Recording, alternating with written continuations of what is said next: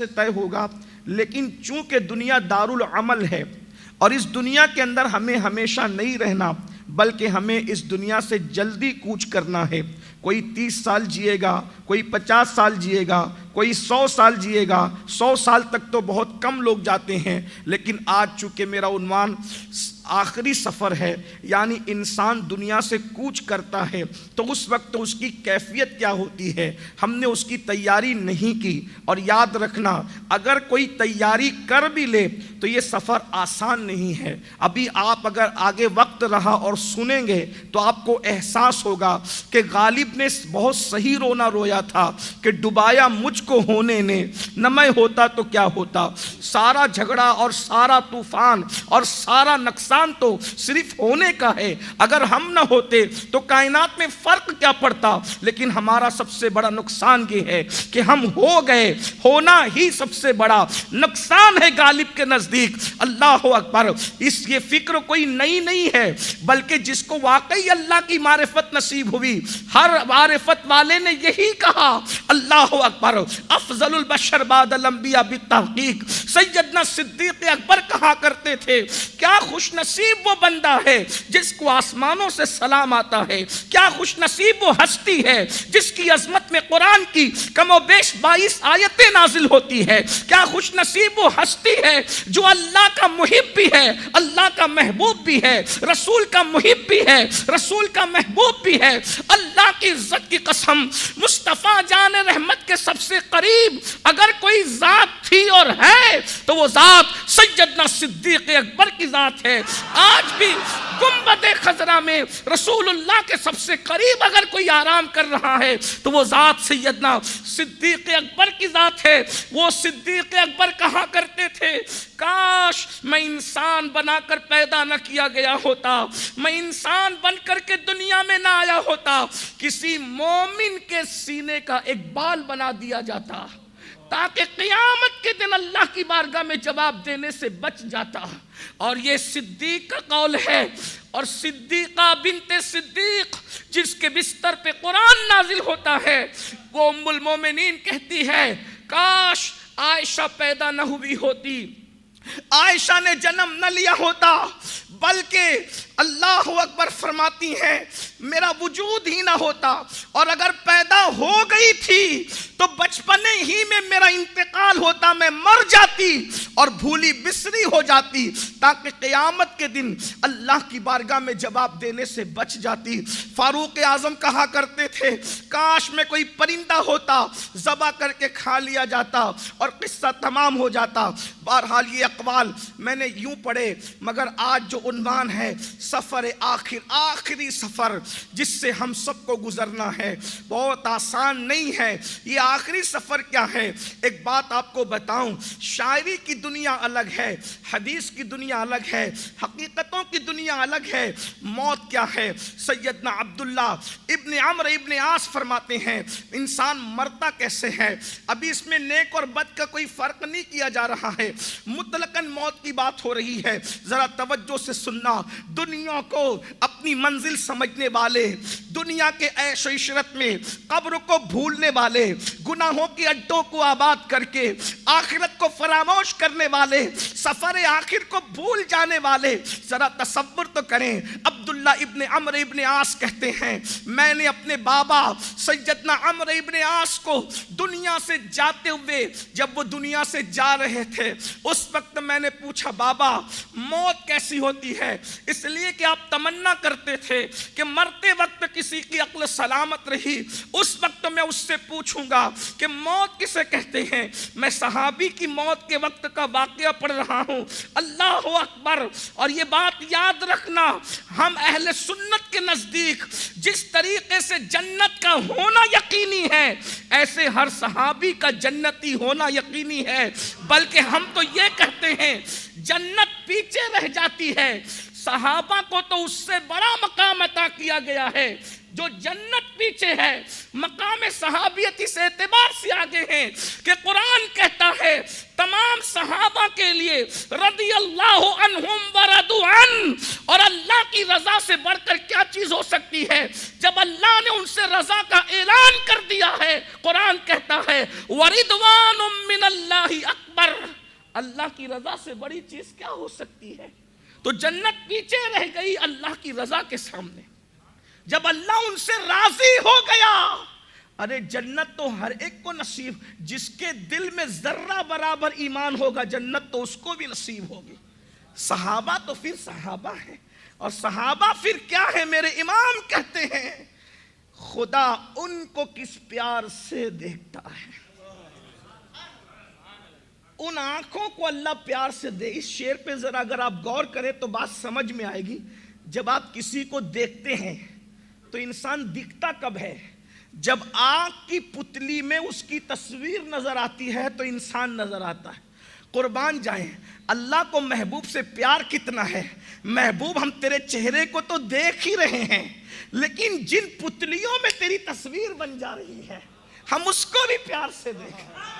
خدا ان کو کس پیار سے دیکھتا ہے جو آنکھیں ہیں محو لقائے محمد، جو آنکھیں محو لقائے محمد۔ تو بہرحال عرض یہ کر رہا تھا، اس وضاحت کے بعد اب آپ سنیں فقی ابو اللیث سمرقندی رضی اللہ تبارک و تعالیٰ عنہ واقعہ بیان کر رہے ہیں۔ عبداللہ ابن عمرو ابن عاص اپنے والد سے کہتے ہیں بابا آپ کی تمنا تو یہ تھی کہ دنیا سے جانے والے کی عقل سلامت رہے گی، تو آپ اس سے موت کے بارے میں پوچھیں گے موت کیا ہے؟ تو عبداللہ ابن عمرو ابن عاص کو سیدنا عمرو ابن عاص جواب دیتے ہیں، فرماتے ہیں بیٹا اگر زمین اور آسمان کسی کے سینے پہ سمیٹ کے رکھ دیے جائیں، ذرا توجہ کریں، موت کی منزل کی طرف جانا ہے، یہ رات دن کے اللہ اکبر، یہ رات دن کا گزرنا ہمیں موت سے قریب کر رہا ہے، یہ گھڑی کا سیکنڈ کاٹا ہمیں موت سے قریب کر رہا ہے۔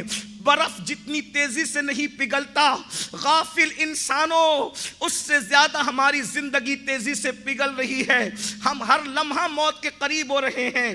تے کہاں لگانے والوں، زنا کے اڈوں کو آباد کرنے والوں، کانوں میں ایئر فون لگا کر کے گانے اور غزلیں سن کر خدا و رسول کو بھولنے والوں، نمازوں کو ترک کرنے والوں، موت سے قریب ہونے والوں، ذرا غور تو کرو۔ صحابی رسول عمرو ابن عاص کہتے ہیں اللہ اکبر کہ انسان کے سینے پر آسمان اور زمین رکھ دیے جائیں تو کتنا بوجھ اور تکلیف وہ محسوس کرے گا، مرنے والا اس سے زیادہ تکلیف محسوس کرتا ہے۔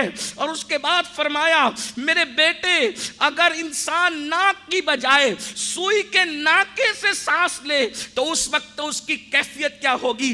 ذرا تصور میں تو لائیے۔ اللہ اکبر، انسان کو زکام ہو جائے، نزلہ ہو جائے، ناک بند ہو جائے تو بولو سانس لینے میں کتنی تکلیف ہوتی ہے۔ مرتے وقت انسان کی کیفیت یہ ہوتی ہے کہ وہ ناک سے نہیں بلکہ سوئی کے ناکے سے سانس لے رہا ہے۔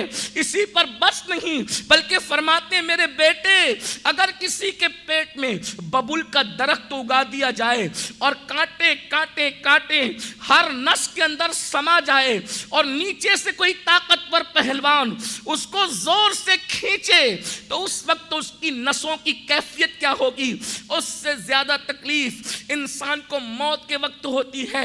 اسی پر بس نہیں، اللہ اکبر، اللہ کے سچے رسول صادق و مصدوق مصطفیٰ کریم رؤوف الرحیم صلی اللہ علیہ وآلہ وسلم ارشاد فرماتے ہیں بے نمازی مرتا ہے اس پر اتنی پیاس مسلط کی جاتی ہے کہ اگر 7 سمندروں کا پانی اس کے منہ میں ڈال دیا جائے تو بھی کوئی اس کی پیاس کو بجھا نہیں سکتا۔ اللہ اکبر، سیدنا عیسیٰ علیہ السلام نے حضرت سام بن نوح کو زندہ کیا۔ سام ابن نوح یہ نوح علیہ السلام کے بیٹے ہیں، اور بعد میں جتنی انبیاء کرام پیدا ہوئے اسی سام بن نوح کی اولاد سے پیدا ہوئے۔ ہم لوگ بھی انہی کی اولاد میں سے ہیں، یعنی یہ انبیاء کے بھی باپ ہیں، ابراہیم علیہ السلام کے، اسماعیل علیہ السلام کے، یعقوب علیہ السلام کے، اسحاق علیہ السلام، سب کا شجرہ ان سے ملتا ہے۔ جب ان کو حضرت عیسیٰ علیہ السلام نے زندہ کیا، عیسائیوں نے کہا تھا نئی نئی قبروں میں سے مردے نکال کے زندہ کرتے ہیں، ہو سکتا ہے شاید وہ مرے ہی نہ ہو، کسی پرانی قبر سے نکال کے بتائیے. تو آپ نے بڑی پرانی قبر سام بن نوح کی, وہاں پر مردہ زندہ کیا. تو سام بن نوح اٹھے اور نوح علیہ السلام کے بیٹے وہ اٹھ کر کہتے ہیں کیا قیامت آ گئی؟ کہا قیامت نہیں آئی, آپ بتائیں آپ کا کیا حال ہے؟ کہا میں نوح علیہ السلام کا بیٹا سام ہوں. اور کہا مرے ہوئے, دنیا سے گئے ہوئے ہزاروں سال بیت گئے. توجہ کرنا, موت کا نیک اور بد کا بھی کوئی فرق نہیں بیان ہو رہا ہے, صرف موت بیان ہو رہی ہے. سام بن نوح کہتے ہیں اے اللہ کے پیغمبر عیسیٰ, ہزاروں سال بیت چکے ہیں موت کا مزہ چکے ہوئے, مگر موت کے وقت جو تکلیف ہوئی تھی ابھی بھی میں اس کو محسوس کر رہا ہوں. ابھی بھی موت کے وقت کی تکلیف ختم نہیں ہوئی. یہ نیک لوگ ہیں, یہ اللہ والے لوگ ہیں. ایک حدیث اور سن لیں, روایتوں میں آتا ہے حضرت عیسیٰ علیہ السلام کو تمنا ہوئی اپنی ماں حضرت مریم کو زندہ کر کے دنیا میں لائے, کیونکہ معجزہ ملا ہے زندہ کرنے کا. تو ماں کی قبر پر گئے, اجازت طلب کی, امی یہ بتاؤ کہ میں تمہیں زندہ کر سکتا ہوں, دنیا میں لا سکتا ہوں, اور مجھے اللہ نے طاقت دی لانے کی, لا سکتا ہوں. حضرت مریم نے کہا اگر میں پھر زندہ ہو گئی تو کیا پھر مجھے دوبارہ مرنا پڑے گا؟ ہاں ماں, زندہ ہوئی ہوگی تو پھر مرنا تو پڑے گا. حضرت مریم نے کہا میں دنیا میں آنا نہیں چاہتی, اس لیے کہ پہلی مرتبہ مجھے مرتے وقت جو تکلیف ہوئی ہے اب دوبارہ وہ تکلیف اٹھانے کی میرے اندر طاقت نہیں ہے. اندازہ فرمائیں یہ بطول کا حال ہے, یہ کنواری مریم کا حال ہے. اللہ اکبر, یہ تو موت ہے. اس کے بعد موت کے بعد کی کیفیت کیا ہے؟ اللہ اکبر. حدیث پاک میں آتا ہے اللہ کے سچے رسول صادق و مصدوق مصطفیٰ کریم رؤوف الرحیم صلی اللہ علیہ وآلہ وسلم فرماتے ہیں جب مرنے والا مرتا ہے اس کے پاس فرشتہ آتا ہے اور آنے کے بعد کہتا ہے جب اس کی روح نکل رہی ہوتی ہے, بہت گھمنڈ ہے انسان کو اپنی طاقت پر, بہت گھمنڈ ہے انسان کو اپنی شہرت پر, بہت گھمنڈ ہے انسان کو اپنے مال پر, بہت گھمنڈ ہے انسان کو اپنے نسب پر, بہت گھمنڈ ہے انسان کو اپنے علم پر, بہت گھمنڈ ہے انسان کو اپنے حسن پر. او اپنے علم و حسن اور طاقت حسب نسب پر غرور کرنے والوں, ایک وقت وہ آئے گا جب موت کا فرشتہ اللہ اکبر روح کو شکنجے میں جکڑ کر کے جسم سے روح کا تعلق توڑ رہا ہوگا. اس وقت ایک دوسرا فرشتہ آگے کہے گا اپنی طاقت پر گھمنڈ کرنے والے, کہاں گئی تیری طاقت؟ اس وقت تو کیسے بے بس پڑا ہوا ہے, کیسے بے بس پڑا ہوا ہے.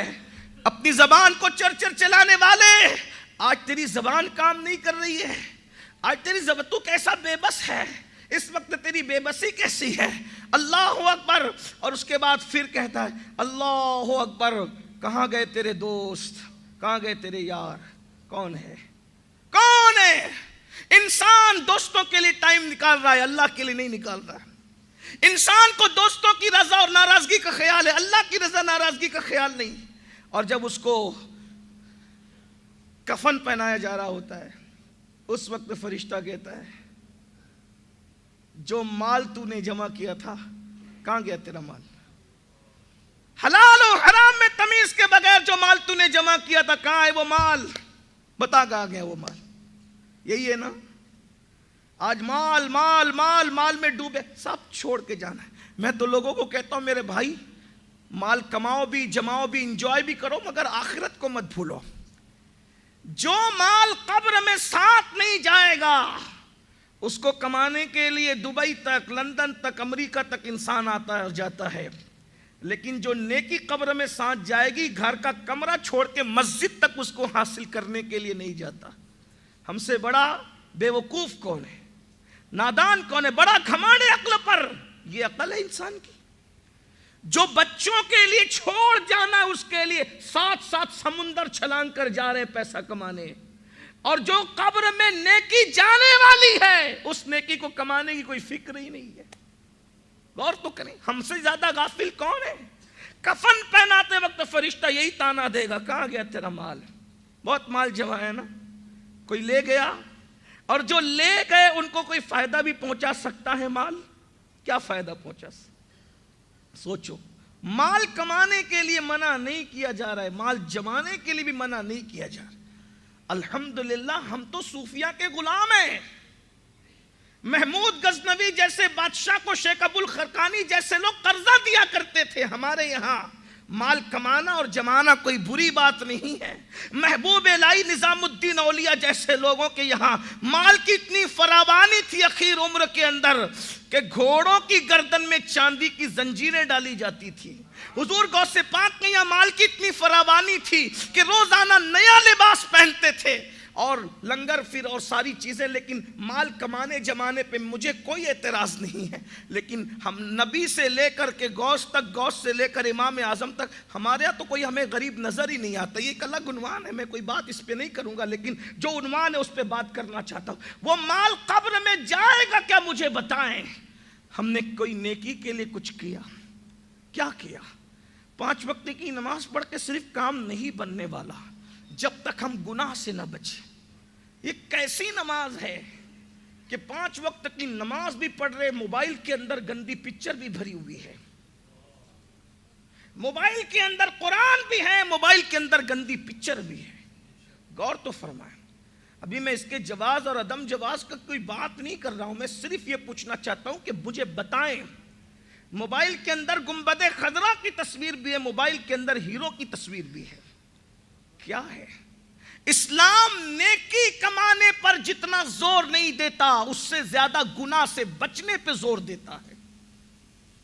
اسلام کے نزدیک سب سے زیادہ گناہ سے بچنا اہم ہے. کیوں؟ جو گناہ سے بچے گا وہ نیکی ہی کرے گا، بلکہ گناہ سے بچنا خود بہت بڑی نیکی ہے. آج گناہ سے بچ نہیں پا رہے، ڈوبے ہوئے ہیں. تو بہرحال اب قرآن کی تلاوت کرنے والے تو دنیا سے چلے ہی گئے، وہ چند انگلیوں پہ گن سکتے ہیں. اور ہمیں یہ کہ ہم قرآن چھوڑ دیں گے اور حضور ہماری شفاعت کریں گے. میں تو اپنی قوم سے صرف اتنا کہنا چاہتا ہوں، حضور کی شفاعت یاد رہ گئی، حضور کی شکایت کیوں یاد نہیں ہے؟ کیونکہ اللہ کے رسول علیہ السلام نے جہاں شفاعت کی حدیث بیان کی، وہیں شکایت کی حدیث بھی بیان کی. تصویر کا ایک رخ دیکھا، دوسرا رخ نہیں دیکھا. محشر میں حضور شفاعت کریں گے، ضرور کریں گے، تو شکایت بھی کریں گے. آقا فرماتے ہیں ان لوگوں کی میں شکایت کروں گا، اللہ یہ میری وہ قوم ہے جس نے قرآن کو چھوڑ دیا تھا. شفاعت کرنے والا جب شکایت کرنے پر آ جائے تو جنت میں کون لے جائے گا؟ ذرا اس پر غور کر لیں. ہم نے قرآن نہیں چھوڑ دیا، قرآن مقدس کی تعلیمات کو فراموش نہیں کر دیا. تو عرض یہ کر رہا تھا، مرنے کے بعد پھر مرحلہ ہے. اب میں جلدی سے چل رہا ہوں. مرنے کے بعد مرحلہ ہے قبر کا. یہ ہے سفر آخرت جس سے ہم سب کو گزرنا، اس سے انکار ہی کسی کو نہیں. قرآن کہتا ہے اینما تکونوا یدرککم الموت ولو کنتم فی بروج مشیدہ. اگر تم مضبوط قلعوں میں جا کے چھپ جاؤ، تمہیں وہاں بھی موت آ کر کے رہے گی. موت سے چھوٹ. کوئی حضرت یوسف علیہ السلام جیسا خوبصورت ہو تو بھی وہ موت سے نہیں چھوٹ سکتا. کوئی حضرت ایوب جیسا صابر ہو تو بھی موت سے وہ نہیں چھوٹا. کوئی فرعون جیسا طاقتور مالدار ہو وہ بھی موت سے نہیں چھوٹا. کوئی ابراہیم جیسا خلیل ہو، موت کا مزہ وہاں بھی چکھایا گیا. کوئی نمرود جیسا سرکش ہو، موت وہاں بھی آئی. ہم تو یہ کہتے ہیں اللہ اکبر، موت سے بچا کون؟ ایک خالق موت ہے جو حی و قیوم ہے، اس کو موت نہیں آنے والی. وَالدَّيَّانُ لَا يَمُوتُ، خدا کو موت نہیں آنے والی. موت تو وہ ہے کہ موت کو بھی ایک دن موت ہے، ایک دن موت بھی مرے گی. غور فرمائے، موت اس کا نام. موت کو بھی موت سے چھٹکارا نہیں ہے، موت کو بھی موت آئے گی، موت کی بھی موت ہوگی. یہ میرے اللہ کی شان بے نیاز الصمد ہے، وہ حی و قیوم ہے، وہ اس کے سوا کوئی باقی رہنے والا نہیں. کل من علیہا فان ویبقى وجہ ربک ذو الجلال والاکرام. اس کے وجہ کریم کے، اس کی ذات کے سوا کوئی باقی نہیں رہے. سب فنا ہو جائیں گے، سب فنا ہو جائیں گے، کافی وہ لیکن حشر تک نعت حضرت کا زبانوں پر سخن رہ جائے گا. اس کے بعد قبر کی منزل قبر کی. آئیے قبر کیا ہے؟ ایک آخرت کا سفر ہے جس سے ہم سب کو گزرنا ہے. اس کو سن لے. جب مردے کو قبر میں رکھا جاتا ہے تو ایک فرشتہ پھر تانا دیتا ہے، کہتا ہے کل تو اسی زمین پہ اترا کر اور اکڑ کر چلتا تھا، آج دیکھ اس زمین کے اندر تو بے بس ہے۔ اور اللہ کے رسول صلی اللہ علیہ وآلہ وسلم فرماتے ایک دن میں 7 مرتبہ قبر انسان کو آواز دیتی ہے، ایک دن میں 7 مرتبہ۔ میں اندھیرے کا گھر ہوں، میں بے بسی کا گھر ہوں، میرے اندر کیڑے مکوڑے ہیں، میرے لیے تیاری کر لے، کوئی سامان اکٹھا کر لے۔ 7 بار ایک دن میں 7۔ مؤذن 5 بار صدا دیتے ہیں، قبر 7 بار صدا دیتے۔ کسی کو ہے قبر کی تیاری کی فکر؟ جس کمرے میں چند سال نہیں رہنا وہ کمرہ کتنا سجایا ہے، اور جس قبر میں صدیوں رہنا ہے اس قبر کی کیا تیاری کی ہے، کیا عقل مندی۔ وہاں بھی تو کوئی ٹھنڈک کا انتظام کرو، اے سی تو بہت لگا لی نا گھروں میں، پنکھے لگا لیے، نرم گدے، اے سی، قبر میں بھی کوئی نرم گدے کا انتظام کرو۔ اور وہ اپنے ہاتھ میں نہیں ہے، وہ یار کو راضی کرنے پر، کچھ عمل کرنے پر ہے۔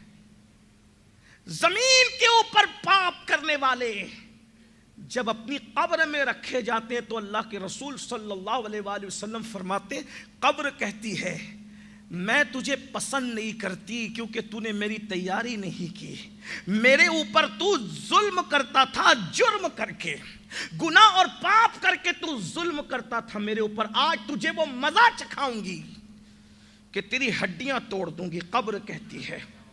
آج ہم کہتے ہیں میں زنا کر رہا ہوں، کوئی دیکھے نہ دیکھے، میں نرم نرم گدوں پر گندی فلمیں دیکھ رہا ہوں، کوئی دیکھے نہ دیکھے، میں سود کھا رہا ہوں، حرام کھا رہا ہوں، کسی پہ ظلم کر رہا ہوں، کسی لڑکی پر پاپ کی نظر ڈال رہا ہوں، کوئی دیکھے نہ دیکھے، میں جھوٹ بول رہا ہوں، دھوکہ، کون کیا کرے گا؟ کوئی کچھ نہیں کرے گا۔ ان بطش ربک لشدید، تیرے رب کی پکڑ بڑی سخت ہے۔ سب سے ڈرنے والے رب کی پکڑ کی طرف توجہ کر، جب وہ پکڑ کرنے پر آتا ہے تو دنیا کی کوئی طاقت بچا نہیں سکتی۔ اللہ اکبر۔ تو قبر کہتی ہے میں تجھے ہڈیاں پسلیاں تیری توڑ دوں گی، اور قبر کے دبانے سے کوئی نہیں بچ سکتا۔ اللہ کے رسول علیہ السلام فرماتے ہیں، اب سن لیجئے، اس پر حدیث ہے، امام جلال الدین سیوطی اس کو لکھ رہے ہیں، شرح الصدور میں پورا باب ہے، قبر کے تسلسل کے ساتھ انہوں نے احوال قبر لکھا ہے، تفصیل چاہتے ہیں تو ادھر دیکھیے گا، لیکن میں یہاں چند روایتیں پیش کر رہا ہوں، تھوڑا سا احساس کر لیجئے۔ یہ اجتماع بھیڑ جمع کرنے کے لیے نہیں ہے، یہ احتساب کے لیے ہے۔ اگر ایک بندے کے دل میں بھی احساس جاگ جائے تو میری بھی آخرت سدھر جائے گی انشاءاللہ، اور آپ کی بھی۔ آقا علیہ السلام فرماتے ہیں ہر مومن کو قبر دباتی، ہر مومن کو۔ قبر کافر کو تو دباتی ایسی ہے کہ پوری قبر آگ سے بھر جاتی ہے، لیکن مومن کو بھی دباتی ہے۔ اور کس کس کو دباتی ہے اس کو سن لیجئے۔ بہت بڑی بڑی باتیں ہم کرتے ہیں، اللہ ہم پہ رحم کرے، اللہ ہمارے حال پہ کس منزل سے گزرنا ہے، غفلت کا حال کیا ہے۔ قبر نے دبانا ہے، سب کو دبانا ہے، اور یہ دبانا بھی اس کی درجات کی بلندی کا ذریعہ بنے گا یا کفارہ سیئات بنے گا، ایک الگ عنوان ہے، لیکن قبر دبائے گی۔ ایک صحابی ہیں، سنے غور سے سنے، حدیث پاک ہیں، ایک صحابی ہیں حضرت سعد ابن معاذ رضی اللہ تبارک و تعالیٰ عنہ۔ یہ سعد وہ صحابی ہیں، ابھی میں صحابی کی بات کروں، غوث، قطب، ابدال، قلندر سب نیچے ہیں ابھی، ٹھیک؟ اور صحابہ میں بھی وہ صحابی سعد ابن معاذ جن کو اللہ کے رسول صلی اللہ علیہ وآلہ وسلم نے سید الانصار کا لقب عطا فرمایا، یعنی یہ انصار کے سید ہیں، سردار انصار ہیں حضرت سعد ابن معاذ۔ اور پھر کیا، جس دن ان کا انتقال ہوا ہے اس دن عرش ان کی روح کے آمد کی خوشی میں جھوما ہے۔ غور کریں، ہستی ابھی آگے میں پڑھنے لگا ہوں، لیکن بہت آپ سب کی توجہ سے تو بہت اچھا آپ سن رہے ہیں، لیکن غور کیجئے گا۔ مرتبہ کیا، پہلے تو صحابی، پھر صحابی کے لیے میں نے پڑھ دیا جیسے جنت کا ہونا یقینی، ہمارے عقیدے میں صحابی کا جنتی ہونا ایک بات۔ دوسری بات تھی وہ صحابی نہیں، لوگ کہتے ہیں ادنا درجے کا صحابی، ہم کہتے ہیں ہمارے نزدیک کوئی ادنا درجہ ہے ہی نہیں۔ جہاں صحابیت ہے درجے ضرور ہیں، لیکن ہم صحابی کے لیے ادنا کہنے کو پسند نہیں کرتے، کیونکہ رسول اللہ کی جو چیز حضور سے منسوب ہو جائے پھر وہ ادنا نہیں رہ جاتی، وہ سب اعلیٰ ہو جاتی ہے۔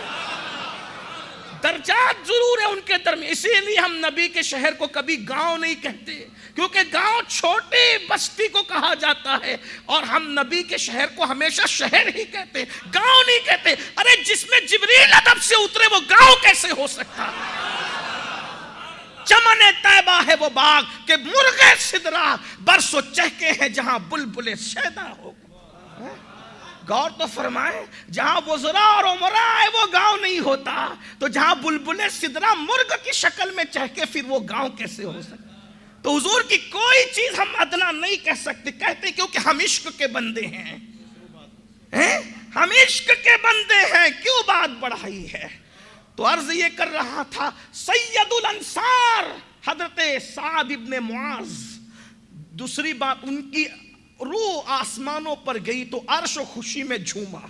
میرے امام نے اس کو بھی بیان کیا، مومن کی روح پہ عرش جھومتا ہے، عرش پہ دھومے مچے، وہ مومن صالح ملا، فرش سے ماتم اٹھے وہ طیب و طاہر گیا، واسطہ پیارے کا ایسا ہو کہ جو سنی مرے، یوں نہ فرمائے تیرے شاہد کہ وہ فاجر گیا، اور ٹھوکریں کھاتے پھرو گے ان کے در پہ پڑ رہو، قافلہ تو اے رضا اول گیا آخر گیا۔ سید الانصار جس کی روح آسمانوں پہ پہنچی تو عرش خوشی میں جھوما، 70,000 فرشتے ان کے جنازے میں آئے۔ یہ مقرر کا اور خطیب کا اور ناظم کا قول نہیں ہے، یہ سید المعصومین بتا رہے ہیں، غیب دا نبی عالم ما کانا و ما یکون بتا رہے ہیں۔ 70,000 فرشتے جس کے جنازے میں اترے، اور مجھے 70,000 فرشتوں پر تعجب نہیں، وجہ اس سے بڑی بات ہے۔ 70,000 فرشتے تو آئے، لیکن سید المعصومین جس کے جنازے میں جائیں یہ اس سے بڑا اعزاز ہے۔ فرشتوں کے نزول سے بڑا اعزاز حضور کا پہنچ جانا ہے، اس لیے کہ فرشتے تو خادم، ارے ان کا سردار خادم ہے تو فرشتے تو پھر فرشتے ہیں۔ جبریل امین خادم ہے نا۔ شب معراج تلووں پر پیشانی رکھ کر کیا بتا رہے ہیں کہ اصل مخدوم تو یہ ہے، اور میرے امام جھوم کر گنگنا رہے ہیں، تاج روح القدس کے موتی جسے سجدہ کریں رکھتی ہے کتنا وقار اللہ اکبر ایڑیاں۔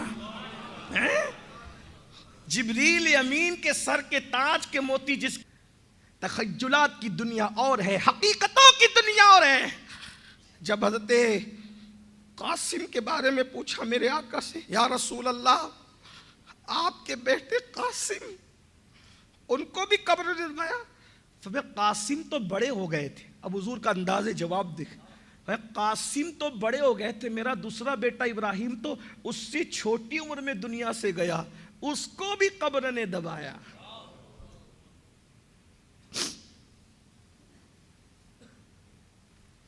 نبی کے بیٹے، حقیقی بیٹے، جن کے بارے میں فرمایا کہ میرے بعد اگر کوئی نبی ہوتا، ایک حدیث تو یہ کہ عمر ابن خطاب ہوتے، اور ایک مقام پہ فرمایا اگر قاسم اور ابراہیم جوان ہوتے تو وہ نبی ہوتے، مگر چونکہ بعد میں نبوت تھی نہیں، اس لیے اللہ نے مرد ہونے سے پہلے ان کو دنیا سے اٹھا لیا۔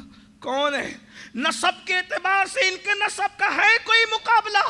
اور اس کے بعد صحابہ کہتے ہیں کہ جب سیدہ زینب بنت محمد کا وصال ہوا، میں حضور کے شہزادے اور شہزادیوں کا ذکر کرنے لگا، فرمایا جب زینب بنت محمد کا وصال ہوا تو ہم نے حضور کو بہت غمگین پایا، بار بار آسمان کی طرف اٹھا کر کے نظر دیکھتے تھے اور ان کے لیے دعا کرتے تھے، پھر قبر میں اترے اور پھر دعا کی۔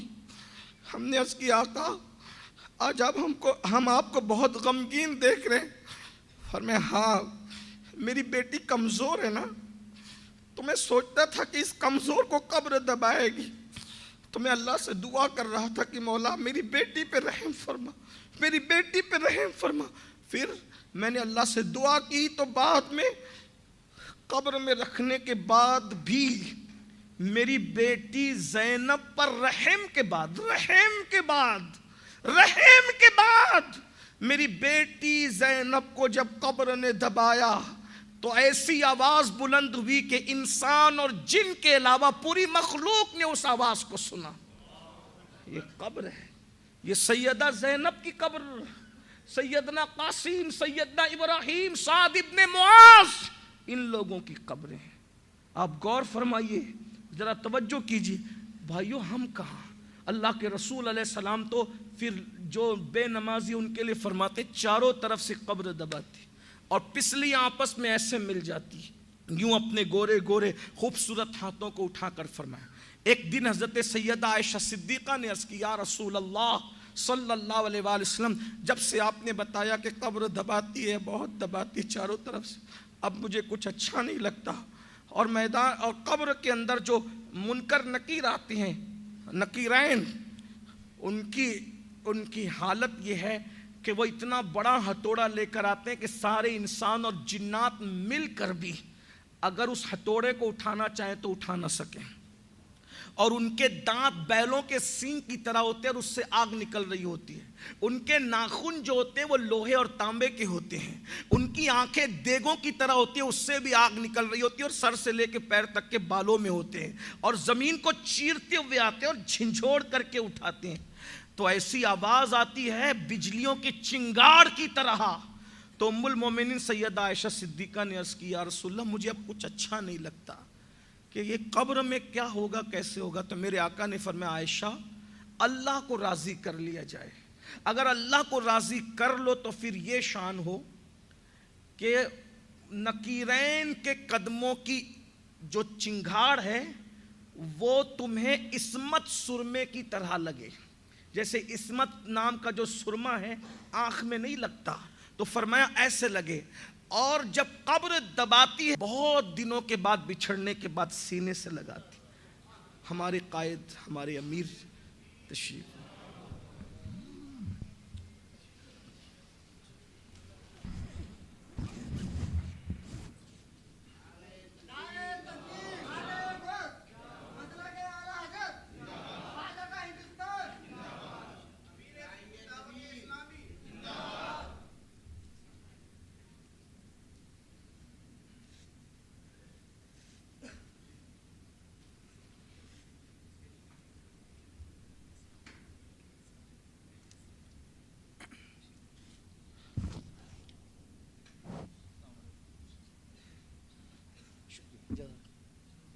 یہاں تشریف لیں، نہیں یہاں آپ آ جائیں ہو جائے.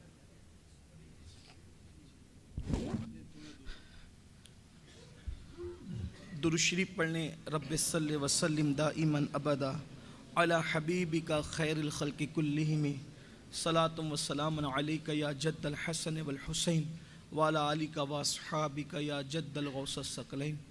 بس میں اپنی بات پوری کر دوں کیونکہ ہمارے قائد، ہمارے امیر تشریف لا چکے ہیں اور اب حضرت ہی کا وقت ہے آگے گفتگو جاری رکھنے سے. کہ آپ جانتے ہیں، آپ سبھی کو پتہ ہے کہ ہم جو بھی ٹوٹی پھوٹی آپ کی خدمت کرتے ہیں یہ اسی مرد قلندر کی تربیت کا نتیجہ ہے، ورنہ من آنم کے من دانم ہماری حیثیت کیا ہے. بس اتنا عرض کرتا ہوں، یہ قبر اور قبر کے احوال ہیں.